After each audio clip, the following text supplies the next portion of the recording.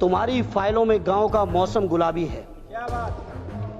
तुम्हारी फाइलों में गांव का मौसम गुलाबी है, मगर ये आंकड़े झूठे और वादा किताबी है।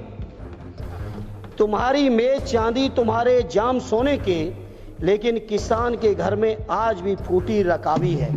ठीक है जयप्रकाश जी, ये है किसानों की हालत। माननीय मंत्री जी, जितना दिया है सुन लो, उससे ज्यादा आपने जो यूरिया की बोरी 50 से 40 कर दी, उसमें काट लिया है। जहां देश के अंदर पूंजीपतियों का 16 लाख करोड़ से ज्यादा कर्ज आपने माफ किया है। बीजेपी के लोग, ये एनडीए की सरकार भाषण चाहे जितना दे ले किसानों के लिए, लेकिन दिल में किसानों के लिए नफरत लेके बैठे हुए हैं। देश के किसानों की हालत यह है कि अगर वो कर्ज न लें तो लागत भी ऐसी, लागत के बराबर भी कहीं मार्केट में मूल्य नहीं है। अभी सभापति जी पूरे देश ने देखा, अमेरिका से जंजीर में बंध के नौजवान आ रहे हैं।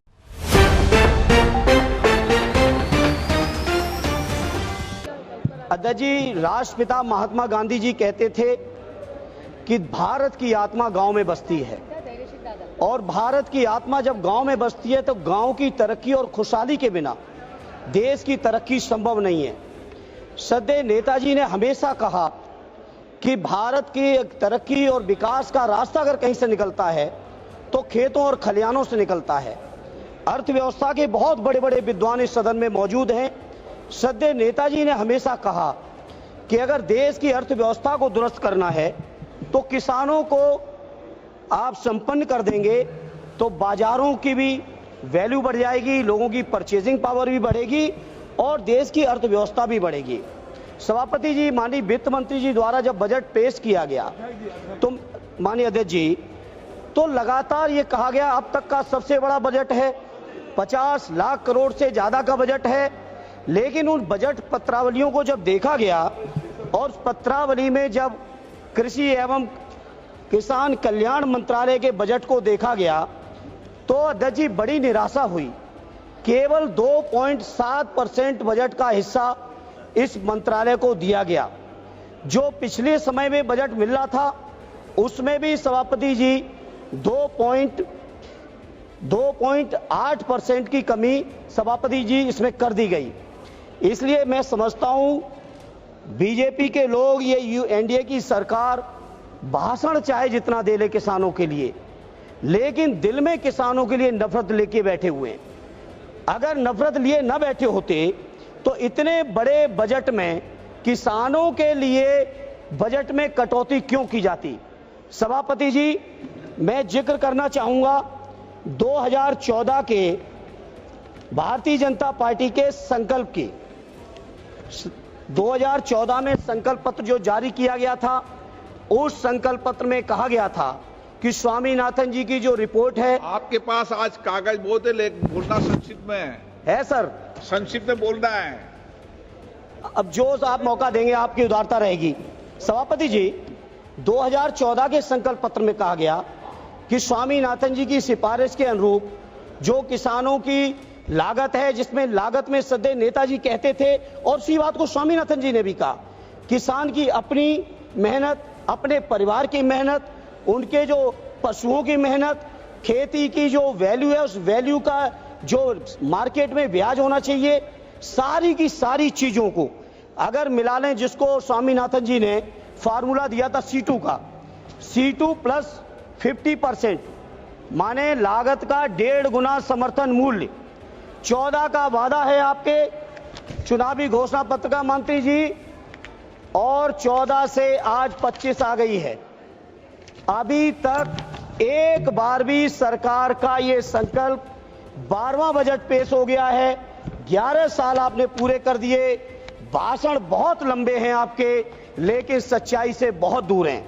उसके बाद सभापति जी, प्रधानमंत्री जी ने 2016 में घोषणा की कि 2022 में आने वाले अमृतकाल में जब भारत प्रवेश करेगा तो उस प्रवेश के समय किसानों की आमदनी को हम दूना कर देंगे।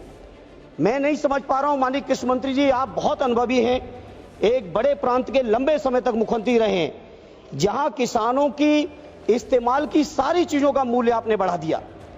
आपने खाद का दाम लगातार बढ़ाया, बिजली में आपने कोई सब्सिडी दी नहीं, कीटनाशकों का दाम बढ़ा दिया गया, किसान के इस्तेमाल के डीजल के दाम बढ़ गए, ट्रैक्टर थ्रेसर से लेके जितने भी आपके चीजें इस्तेमाल होती हैं खेती किसानी में, सारी चीजों का दाम बढ़ा दिया।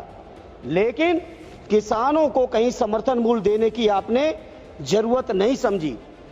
जहां आपने वादा किया था दोगुनी आमदनी का, जहां आपने वादा किया था C2+50% का, आज मैं बड़ी जिम्मेदारी से सभापति जी कहता हूं, देश के किसानों की हालत यह है कि अगर वो कर्ज न लें तो लागत भी ऐसी लागत के बराबर भी कहीं मार्केट में मूल्य नहीं है। स्वामीनाथन जी ने कहा था कि किसानों की आमदनी बढ़ानी है तो 43,000 मंडियों की देश में जरूरत है, लेकिन उन मंडियों की अभी देश के अंदर केवल स्थिति है 7,000 की।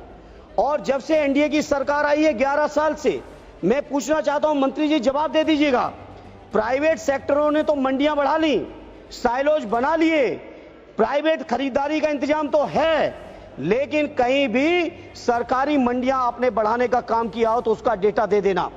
उत्तर प्रदेश के अंदर आदरणीय अखिलेश यादव जी ने मुख्यमंत्री रहते हुए विशेषकर बुंदेलखंड से लेकर उत्तर प्रदेश के विभिन्न इलाकों में सैकड़ों मंडियां बढ़ाई थी, उन मंडियों को नहीं बढ़ाया। और तो और कन्नौज के अंदर आलू की, मैनपुरी के अंदर अनाज की एक बहुत बढ़िया मंडी तैयार की थी एक्सप्रेसवे के ऊपर, जिससे किसान अपनी फसलों को सीधे देश के किसी भी कोने में पहुंचा सके।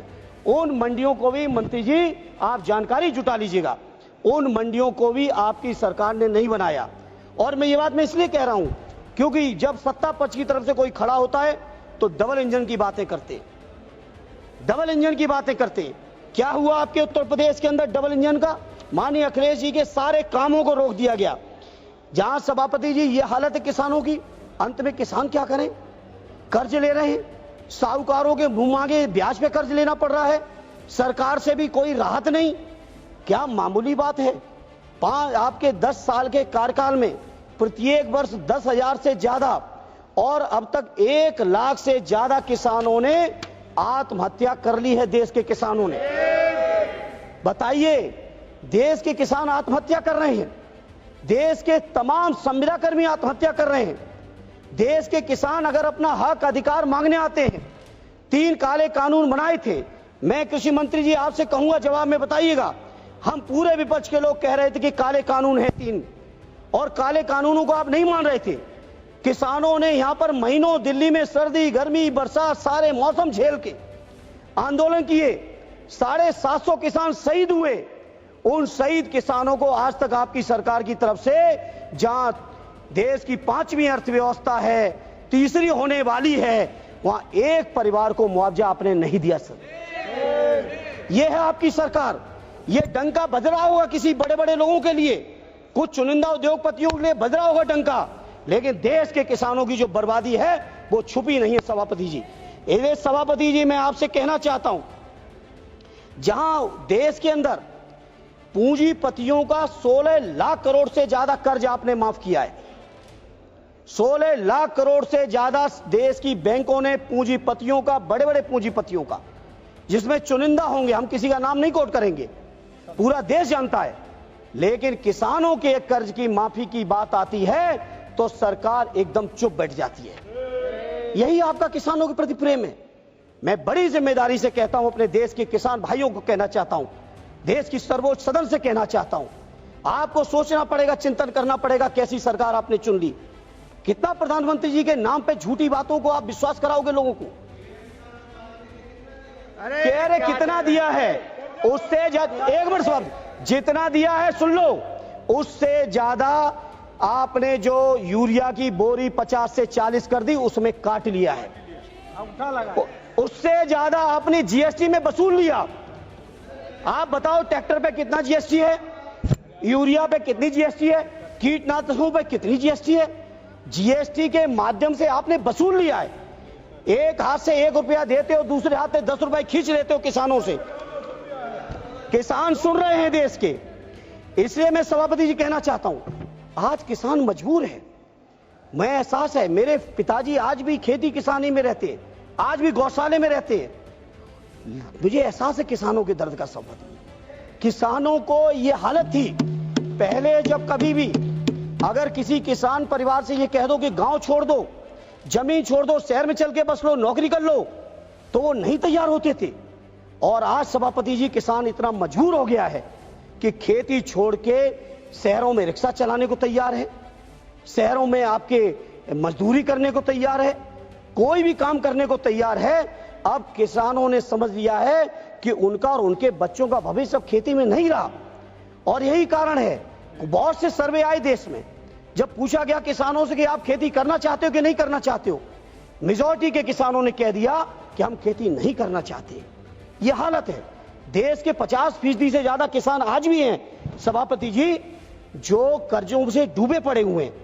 इसे मैं आज इस मौके पर कहना चाहता हूं, ये सरकार हो, चाहे इनके प्रांतों की सरकार हो, और प्रांतों में भी विशेषकर उत्तर प्रदेश की सरकार के बारे में कहूंगा, किसानों को रोजगार दिया नहीं।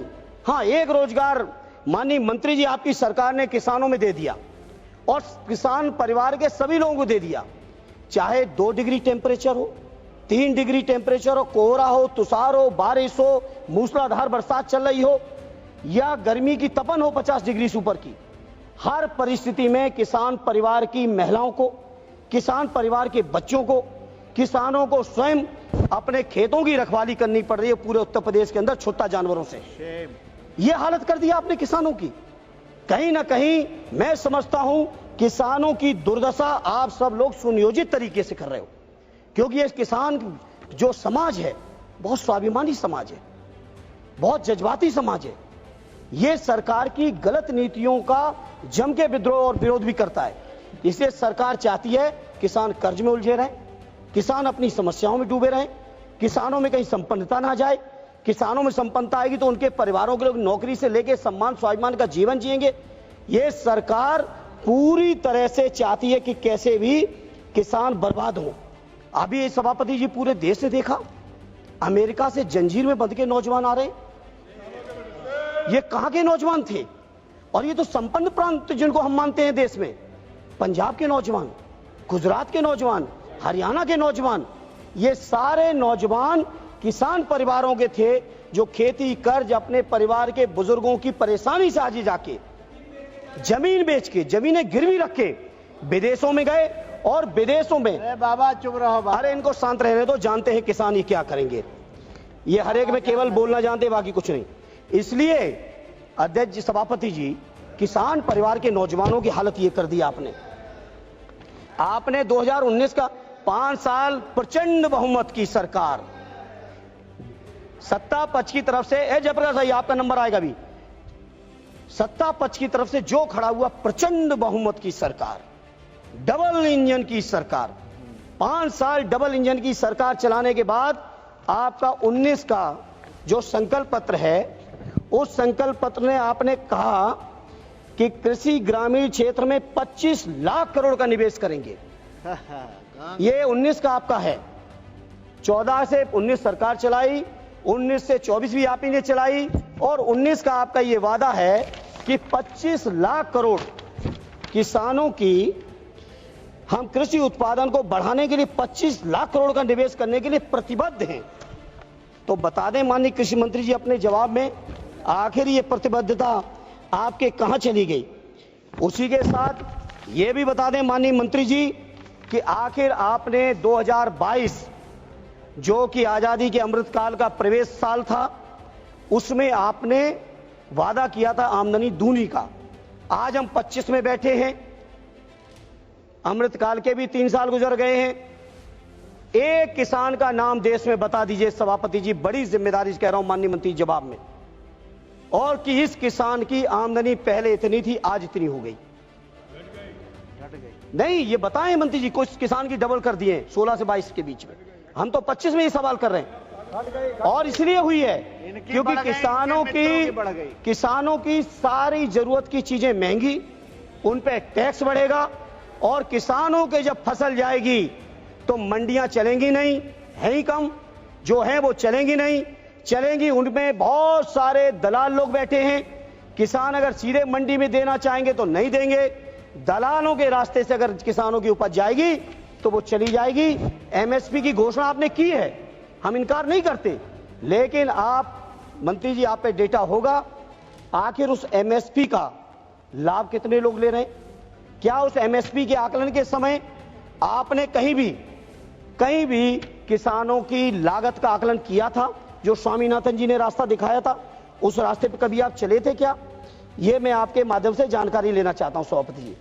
सभापति जी, किसानों के बारे में जितनी बात कह दें, आप सोचिए, आलू का किसान कर्ज में डूबा है, लेकिन चिप्स के उद्योगपति जितने में खरीदे उसका सैकड़ों गुना मुनाफा कमा रहे हैं। बताओ, ये सच्चाई नहीं है? बताइए, मेरा तो कन्नौज, फरुखाबाद, मैनपुरी, फिरोजाबाद, अब तो बदायूं में भी बहुत आलू होने लगा है। आलू के किसान परेशान हैं और चिप्स वाले पैसे कमा रहे हैं। धान के किसान परेशान हैं, लेकिन उनसे बनने वाले जो प्रोडक्ट हैं वो पैसे कमा रहे हैं। गेहूं का किसान परेशान है, मक्का का किसान परेशान है, लेकिन पॉपकॉर्न जब बेचने वाले लोग कहां तक पहुंचे जा रहे हैं? नमकीन बनाने वाली कंपनियां कहां तक चली जा रही हैं? तो आखिर ये आपका जो है किसानों के लिए जो नीतियां हैं, जो कार्यक्रम, आखिर किन के लिए है? किसानों को तो केवल एक बहाना, झुंझुना दिखाया जा रहा है। इसलिए आज सभापति जी, बहुत महत्वपूर्ण चर्चा, और इस चर्चा के माध्यम से मैं देश के किसानों से कहना चाहता हूं कि ये भारतीय जनता पार्टी के लोग हर हालत में किसानों की उपज, किसानों की जमीनों पर इनकी नियत है, जमीनों पर नियत है। सभापति जी, सरकारी बैंकें प्राइवेट की जा रही हैं, उन प्राइवेट बैंकों से किसानों को कर्ज, और उसका भविष्य ये होने जा रहा है कि किसानों की जमीनें भी कुछ चुनिंदा बैंकों और उद्योगपतियों के हाथों में होंगी, इससे ज्यादा कुछ नहीं होगा। इसे सभापति जी, में जो किसानों के तमाम आंदोलन चले हैं, विशेषकर हरियाणा, पंजाब, दिल्ली, पश्चिमी उत्तर प्रदेश के किसान भाइयों के, उन आंदोलनकारियों का अपनी पार्टी आदरणीय और समाजवादी पार्टी और माननीय अखिलेश यादव जी की तरफ से, अजय जी अभी तो शुरू किए हैं, ये तो शुरुआत है। सभापति जी, मैं माननीय अखिलेश यादव जी की ओर से, अपनी पार्टी की ओर से न केवल समर्थन करता हूं, न केवल उनकी मांग का साथ देता हूं, बल्कि मैं बड़ी जिम्मेदारी से कहना चाहता हूं, एमएसपी को जो गारंटी की बात स्वामीनाथन जी ने कही थी, जिसकी मांग को लेकर लगातार किसान आंदोलन रहते हैं अलग अलग तरीके से, उन एमएसपी को आप लागू करिए और स्वामीनाथन जी के हिसाब से लागू करिए, क्योंकि हम जानते हैं उसमें भी खेला कर देंगे, उसमें भी किसानों को गुमराह कर देंगे। क्योंकि आप देखिए, किसानों का बजट आपने डाउन कर दिया, जहां देश का बजट बढ़ रहा है, किसानों का बजट क्यों कम कर दिया मंत्री जी? अब मंत्री जी किसानों की को नहीं चाहते हैं कि मंत्री जी को नहीं चाहते हैं सरकार में बैठे लोग? ये तो यही लोग जाने। लेकिन किसानों की कर्ज माफी हो। जी, ये स्वामीनाथन आयोग का रिपोर्ट, स्वामीनाथन आयोग का रिपोर्ट कब आया, कब बनाया, किसने बनाया जी? स्वामीनाथन आयोग जो बना, हाँ, कब बनाया और कितना साल हो गया, थोड़ा वो भी बता दीजिए। नहीं, स्वामीनाथन जी की रिपोर्ट तो आ गई थी 6 में। अच्छा, अरे हम सभापति जी क्यों नहीं हम गलत कहेंगे? बता दीजिए, थोड़ा बता दीजिए। आदरणीय सदैव नेताजी माननीय अखिलेश यादव जी के नेतृत्व में जी, उस समय के कृषि मंत्री से जाके हम लोग भी मिले थे जी। लेकिन 14 से में तो आपने सारा कुछ बदलने का वादा किया था। वादा तो आपका था, से सौदा, वादा तो आपका था। अरे वादा तो आपका था, ये वादा तो आपका था। ये वादा किसका था? ये काबिल है बोलने के लिए। और क्या कहते थे? ये काबिल है। हम कभी सभापति जी, सदैव नेताजी ने माननीय अखिलेश जी ने जो संस्कार दिए, हम कभी किसी व्यक्ति का नाम लेके कभी टिप्पणी नहीं की जीवन में, और न करेंगे। लेकिन एक बात जो आपकी है वो कोट कर रहे हैं, आप ही लोग कहते हैं मोदी की गारंटी, मैं नहीं कहता हूं, ये बीजेपी के लोगों कहते हैं। तो आखिर प्रधानमंत्री जी की गारंटी, प्रधानमंत्री जी की गारंटी किसानों के लिए कहां चली गई? कहां चली गई किसानों के लिए? इसलिए जहां आप इधर की बात कर रहे हैं, इधर की कर रहे हैं, अरे हो सकता कुछ कमी रह गई तभी हम लोग इधर आ गए, लेकिन आपने क्या किया? आपने क्या कर दिया?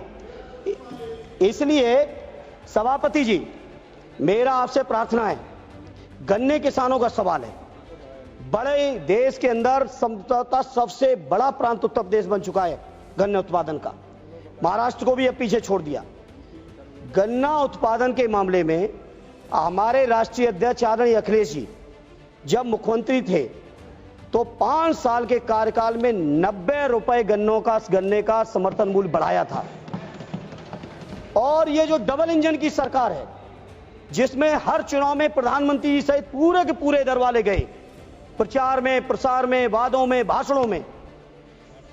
8 साल में 30 रुपए, 17 में 10 रुपए बढ़ाए और 22 के विधानसभा चुनाव आते आते 20 रुपए और बढ़ा दिए थे।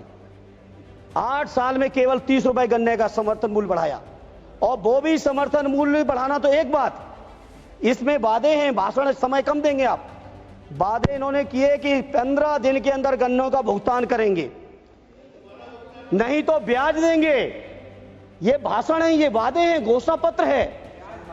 ब्याज तो छोड़िए, किसानों का मूल सालों साल नहीं मिल रहा है, सालों नहीं मिल रहा है।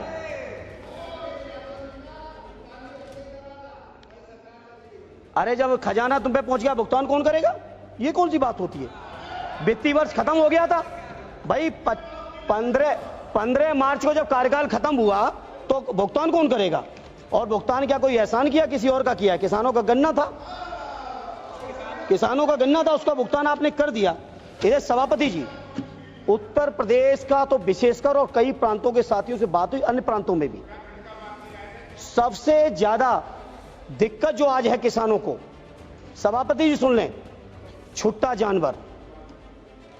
मेरी प्रार्थना है कृषि मंत्री जी, किसानों की उपज की जब तक वो बाजार में बिक नहीं जाता है, पूरा का पूरा परिवार सर्दी, गर्मी, बरसात, लू, बारिश, हर परिस्थिति में किसानों के परिवार खेतों में पड़े हैं, उनका जीवन नरक हो गया है।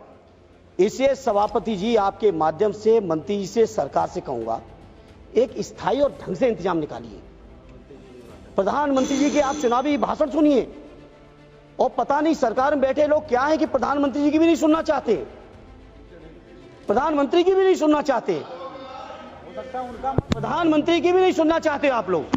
केवल धर्म के नाम पर मंदिर, मस्जिद, हिंदू मुसलमान नफरत फैला के, आपको अगर लग रहा है, केवल लग रहा है कि इस तरह से जनता का विश्वास जीत लोगे, तो देश का जनमानस, देश का किसान जाग चुका है।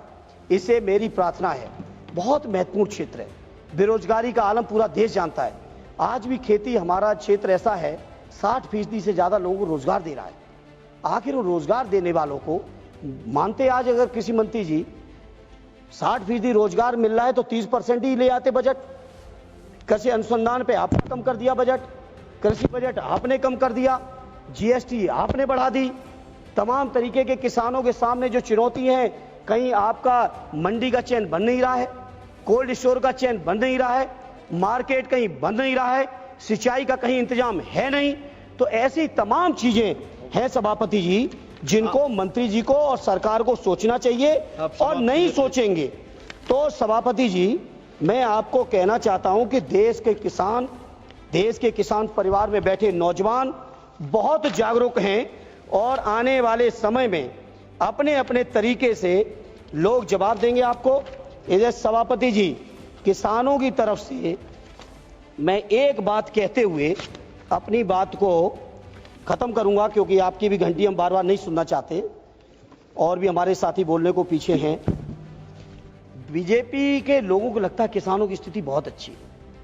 सच्चाई यह है, कृषि विकास दर से लेके, कर्ज से लेके, आत्महत्याओं से लेके, उनके ब्याज से लेके, मंडी से लेके, जीएसटी से लेके, उनके ऊपर मुकदमों से लेके, आप सोचो कि पंजाब के किसान चलते तो हरियाणा सरकार रोक देती है, कोई मामूली बात है? अंतरराज्यीय सीमा तो है, कोई अंतर प्रदेश देशी सीमा तो है नहीं, अंतरराज्यीय सीमाओं में रोक दे रहे लोग। 750 यहां मर गए, इनका कोई कार्रवाई नहीं, शहीदों का दर्जा नहीं, कोई मुआवजा नहीं। इसलिए मैं किसानों की भी समर्थन की मांग करते हुए, वो समर्थन करते हुए अपनी पार्टी की ओर से एक बात केवल सभापति जी,